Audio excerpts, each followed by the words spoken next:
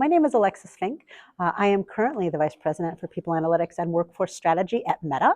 Previously, I held a similar role at Intel and before that at Microsoft. And I've been an affiliated research scientist with the Center for Effective Organizations for, about 15 years now. So what drives your interest for organization design as an HR professional? Oh my gosh, org design is probably the most powerful thing that we do in the HR function. And it is also the first lever that org leaders tend to go to. It's the first thing that they want to change when something doesn't feel like it's working.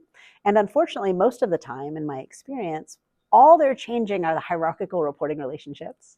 And one of the things that we know is actually there are lots and lots of elements to doing an organization design well. It includes all of the lateral connecting mechanisms. It includes everything else that goes on around that organization in terms of the rewards and the tie to strategy and building out criteria so that an organization can do something and it can achieve some end. So how do you plan to use organization design in your company? Oh my goodness, I've been using organization design in my organizations for about 30 years. And in general, some element of that organization design has the opportunity to adapt or shift to make that firm more competitive, to make it more able to meet those challenges, to make it more able to be successful in the long term.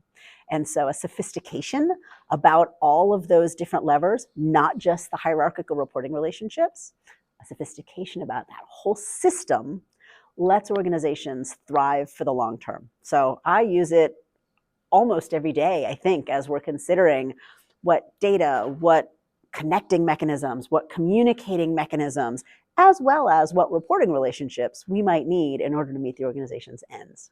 What does your business get from investing into organization design skills and capabilities?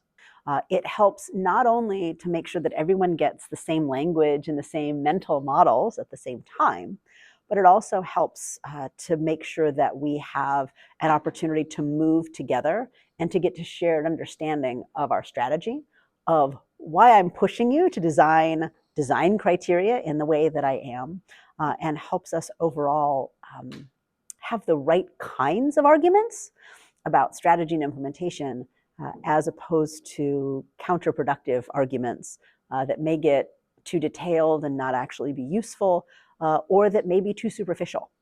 So what were your 3 key takeaways from this workshop?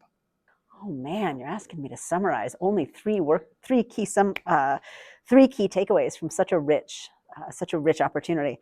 The first is the power of a systems model and really thinking in systems and drawing that system out of people, how much power you get in that.